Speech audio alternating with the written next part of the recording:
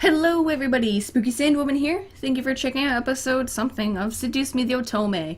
Last episode, we had the party, just finished. Dad's still a dick. We cleaned the front yard. Well, Sam cleaned the front yard. We did some Tai Chi until we tripped and fell on him. Cause, yeah. And now I just want to go to sleep. All four of my remaining guests left the building, all but my dad waving back to me. With the last of the guests gone, I sighed and sat on the staircase, exhausted. That was tiring. It's not like you had to do any work, though. Give her a break, man. She was getting interrogated left and right. She handled herself the best she could. As expected, princess. Since you're exhausted, why not head to bed? We can clean up. Hush, Sam. Are you guys sure? Positive. It shouldn't take long. Ho ho ho! It didn't take long to find you little shits after all. I felt a hot shudder run down my spine. The voice from my dreams echoed through the air into my ears. I looked around, panicked, alongside the incubi. James placed a hand on my shoulder, trying to remain calm. Don't worry. No one will hurt you. Are you sure? Are you really sure? All of us shot our head toward the doors, finally pinning down the direction of the voice. The doors quickly swung open, revealing a sight I would have never expected to see. Skin red as blood, eyes black and gold piercing into mine, roughened up clothes, and a pistol in his hand. I saw a monster. I covered my mouth to not scream at the sight. Dried blood covered the bandana around his neck as he smirked at me and the boys around me. Beside the red-skinned man was a similar-looking woman in matching thug-like clothes. Oh, what's the matter, boys? You really didn't think I wouldn't find you, did you? I hoped you would, you piece of... All of a sudden, the man raised his gun at Sam's face and instantly pulled the trigger. We all gasped in shock, instinctively expecting to see a bullet run through Sam's face. But... What the fuck? what should have been a headshot ended with a loud but empty blank shot. The pistol echoed its empty shots as the man grew more and more pissed, pulling the trigger over and over in aggravation. Luckily for my ears, it became quieter after its first shot. Why the fuck won't you work? This place is protected. What did you say, Shrimp? This place has a seal, protecting it from hellborn magic. What the fuck is that supposed to mean? The man growled and threw his gun at Sam, who was able to dodge it in time. The pistol bounced off the ground a couple of times before sliding further away, hitting the wall in a final stop. As it stopped moving, the gun faded into black flame that disappeared into the air. The previous owner had this place protected by magic, Malix. Malix. That was his name. His existence resonated in my memory from the dream I had. However, I looked to Matthew in the same confusion as Malix did. This place is protected by... magic? It would seem that your grandfather had some sort of protective barrier around this house. From the looks of it, it only disables hellborn magic. Malix's face grew to that of extreme anger, his fist tightening as if he was crushing a stress ball. Then what's stopping me from dragging your asses out and shooting you then? Out of pure instinct, I stepped forward and placed myself between Malix and the boys. With no power, Malix wasn't going to fight. I took that chance to stand up to him instead of being powerless like I was in the dream. Fuck off. Malix suddenly laughed wildly, staring at me in disbelief. Whoa, whoa! Who let the bitch out of her cage? What is this? A reverse harem or something?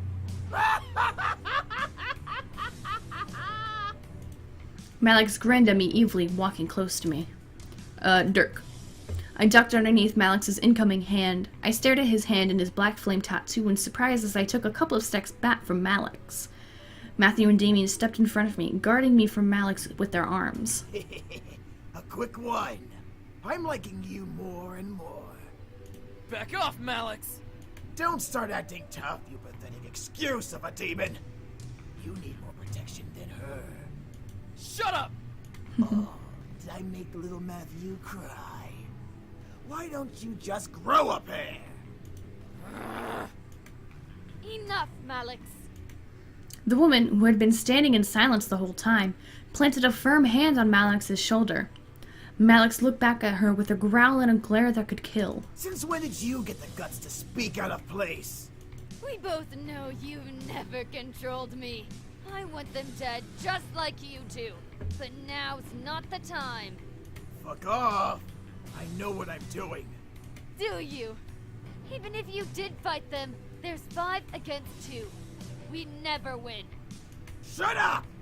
Let's go, Malix! We're wasting our time! The two growled at each other. If they could use their magic, I could sense that a fire would glow from underneath their teeth.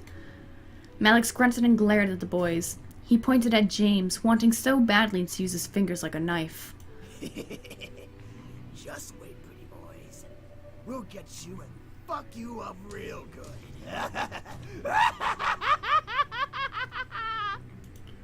Then Malix turned to me, moving his finger to point directly between my eyes. And don't think you're safe. Step outside. I dare you.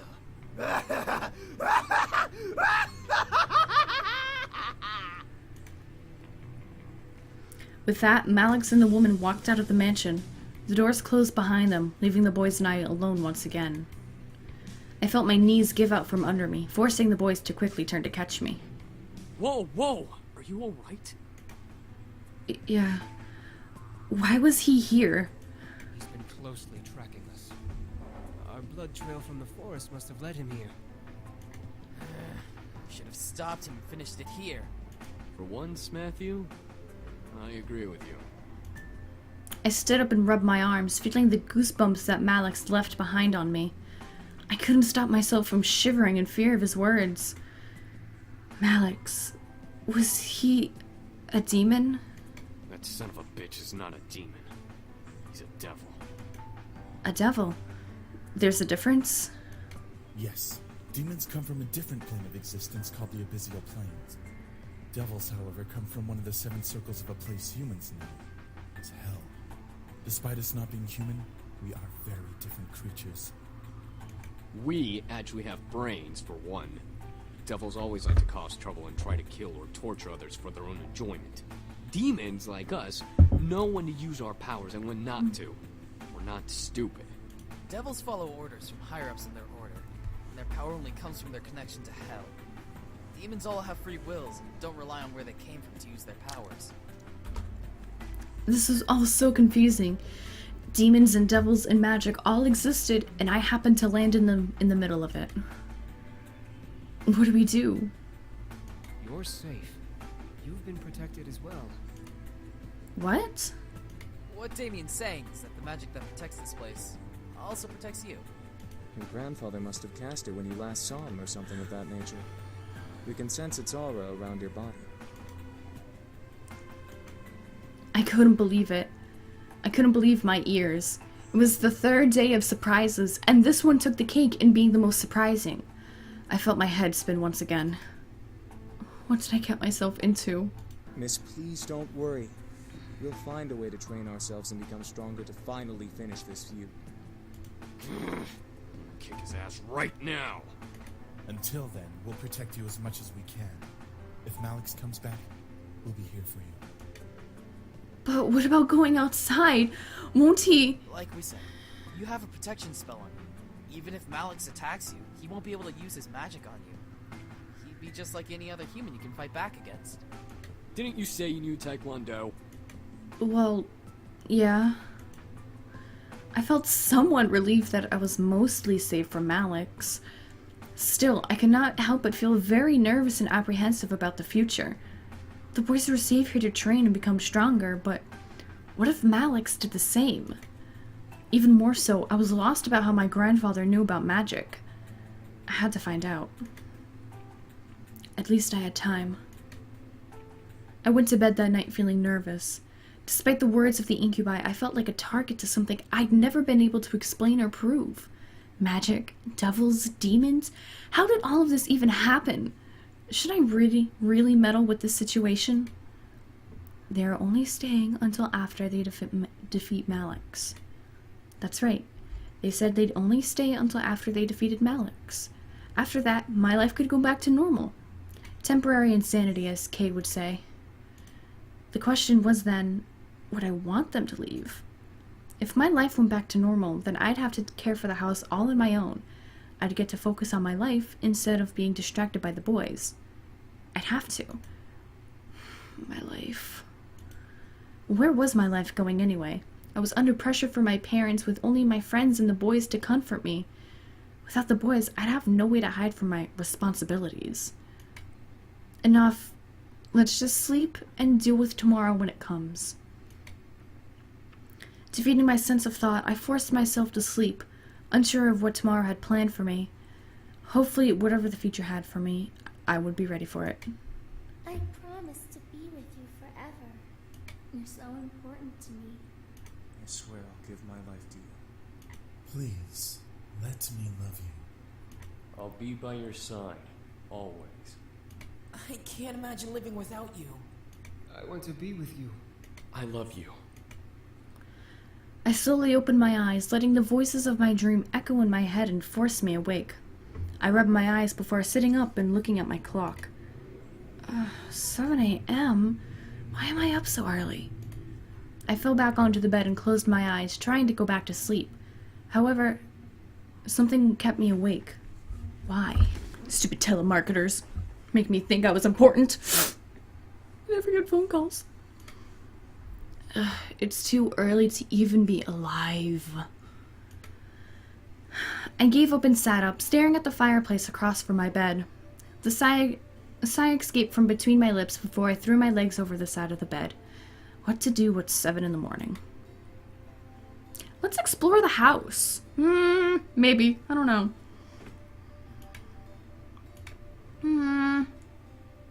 Fuck it, let's explore the house. I decided it was a good idea to wander around the house.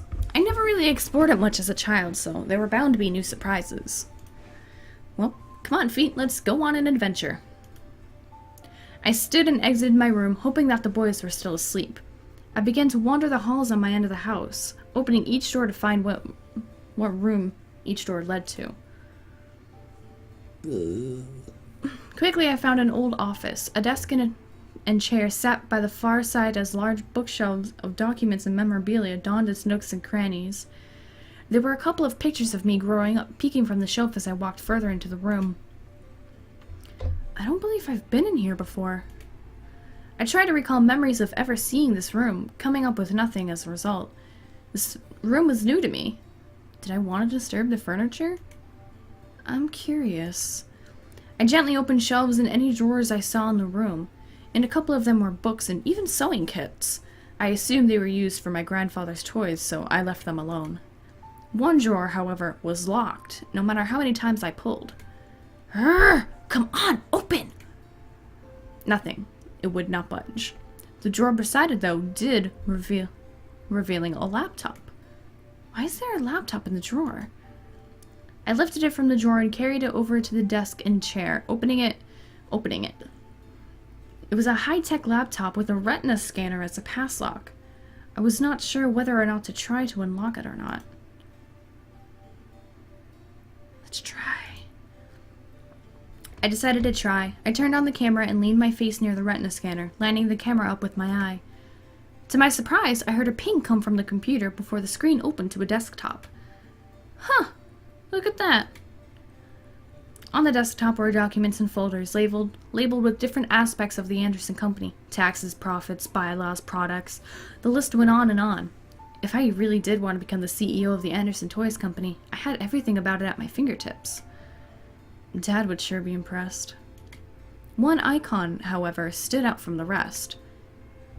Virago? I double-clicked the icon, but no window came up. Instead, I heard a large click come from the drawer that was locked. What the? I slowly left my seat and walked over to the drawer, attempting to open it again. It slid open smoothly in the direction of my pulling hand, revealing 2 books. One was a plain black journal with a tie to keep it closed. The other was bound in leather with cryptic symbols all over the cover.